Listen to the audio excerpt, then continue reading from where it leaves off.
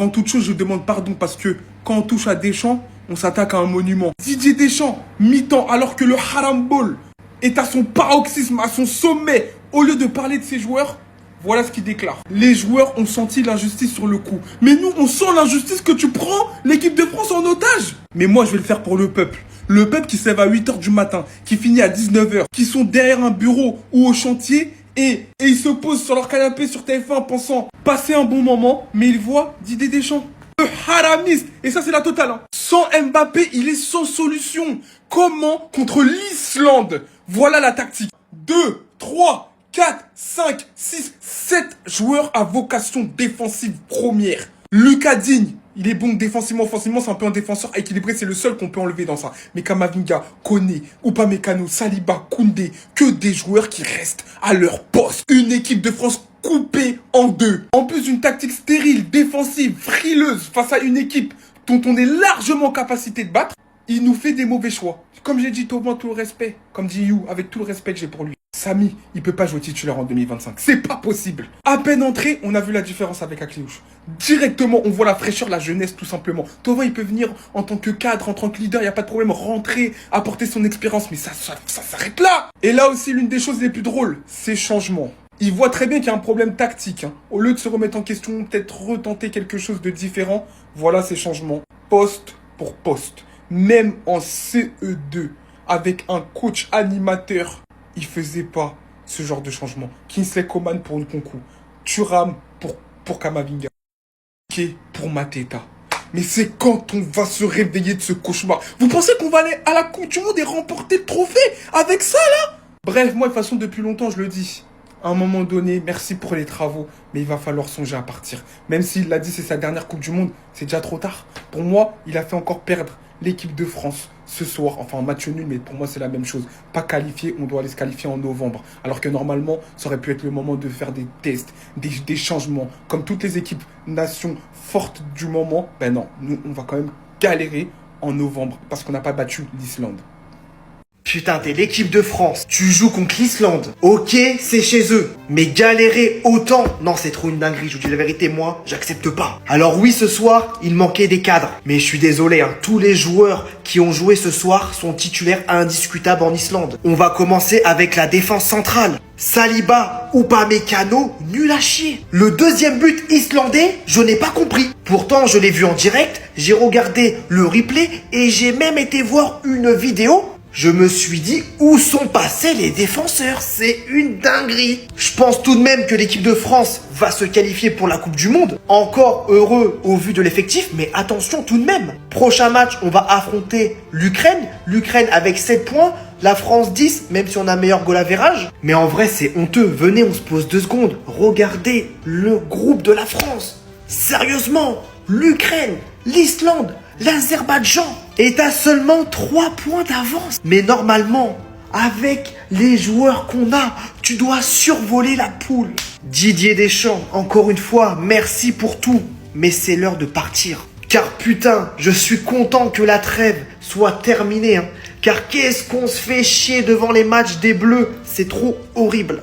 Didier Hidalgo, il y en a une, elle bride le périph', toi tu brides tes joueurs, ça suffit. Deschamps, il a dit, si vous n'êtes pas content, vous changez de chaîne. Nous, on va rester, toi tu vas partir. Le match a véritablement commencé quand il a fait sortir Florian Potvin, Florian Anguin-les-Bains. T'es mauvais, t'es pourri, on n'est pas en 2018, reste à Lens. Pour l'entrée du magnifique Magnus Akliouche, ce qui a changé la donne. Pas changer, c'est un grand mot vu qu'on fait match nul. Contrairement à Thauvin qui spamme toujours les mêmes gestes, Akliouche, il est à gauche, il est à droite, c'est un électron libre, il fait ce qu'il veut, il se balade. Au final, passe décisif pour le premier but en sélection de Mateta. Il a failli détruire le visage de Thuram sans sa célébration. Nkunku avait égalisé, oui, parce qu'on perdait au début. Ouais, on perdait. Faute ou pas, on s'en fout, on perdait. Puis arrêté, on savait carrément. Pas grand chose à dire finalement, les gars, on est mauvais, comme d'hab. Laissez ou pas pour moi, les matchs à l'élimination pour la Coupe du Monde, tu dois tester des joueurs pour les emmener, pourquoi pas, à la Coupe du Monde. Sans Mbappé, l'équipe de France joue comme Nantes. La vie de ma mère, elle a une vidéo, je vous l'avais dit. Sans lui, on est moisi. Offensivement, en tout cas. En sélection, tu peux rien dire. D'ailleurs, vu les stats qu'il a à son âge en tant que passe décisif et but en sélection, je parle uniquement, c'est le meilleur au monde. Je parle à son âge. La trêve est finie, en fait. La trêve est finie. On va retrouver Dembélé, Gvara, Lucho Ball et le grand Paris Saint-Germain, l'énorme Paris Saint-Germain, le plus grand club du monde. Je retiens du match d'aujourd'hui, c'est eux deux. Hein. Parce que dans le contenu, il faut dire ce qui est. Le match, il était bof. Mais les deux qui crient dans nos oreilles, comme si on était dans une partie vocale de la Play, les ingé-sons de TF1, en fait, aujourd'hui, à quoi? Ils étaient vraiment pas au niveau. Et bref, plus sérieusement, une équipe de France qui cale face à l'Islande à l'extérieur. Les deux équipes qui se quittent sur un score de parité dans un match où ça allait un peu dans tous les sens. On avait pas mal d'écart défensivement parlant, alors qu'on est censé avoir une grosse défense. Et on sait que la philosophie de Didier Deschamps est plutôt basée sur la défensive. Aujourd'hui, j'ai pas compris.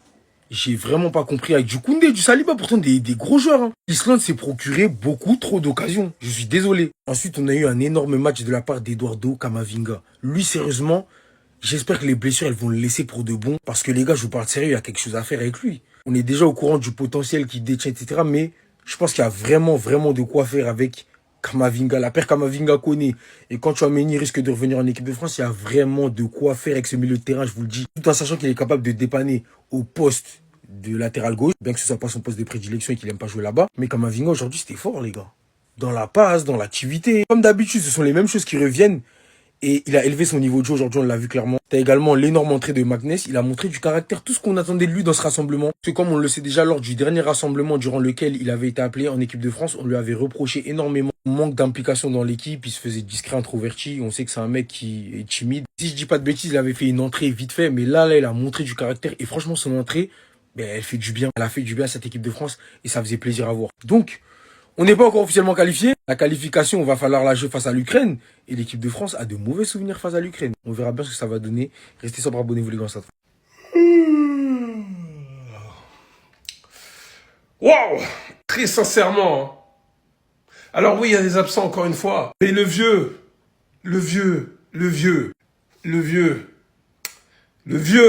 sincèrement, on en a marre. On en a marre. Bisous, pardon, vite. Vite, que le mondial arrive vite, que Deschamps part vite, parce que là, il y en a marre. De France, hein, on va vraiment pas parler des absences, on parle de l'Islande, là. Ce qu'on a sur le terrain et dans le banc, en mode, c'est pas capable de faire mieux, collectivement, individuellement, tactiquement, Deschamps. Je suis malade, hein, j'ai pas le temps de combattre.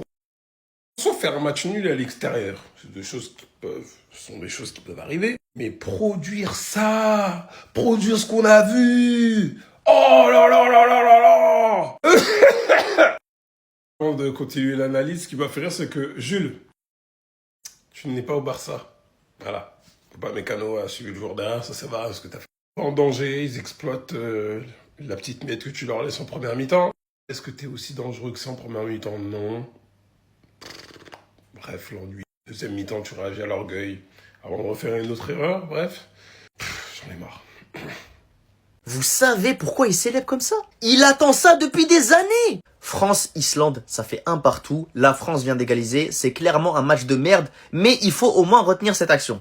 Camavinga qui reçoit ce ballon de Lucas Digne et qui a vu l'appel de celui qui vient de rentrer, Akliouche, qui récupère le ballon et qui fait un contrôle orienté magnifique pour se mettre dans le sens du jeu. Et là, Akliouche, il avait déjà vu l'appel. Il avait déjà vu l'appel de Mateta. Il se prépare à armer son centre directement. Mateta en renard des surfaces qui intercepte ce centre et qui marque en taclant. Il y en a qui vont te dire que c'est un tapin, que c'est un but facile. Mais les gars, il faut quand même bien se positionner pour récupérer ce centre. Ça fait 2-1 pour la France. Et Mateta qui célèbre comme un fou. Parce que c'est la libération. Il attendait ça depuis des années, les gars. Les gars, Mateta, on sait tous que c'est un bon joueur. On sait tous ce qu'il fait à Crystal Palace. Et pour que vous compreniez bien que ce mec vient de loin, regardez un peu son parcours. À 20 ans, Mateta jouait encore en 3e division française.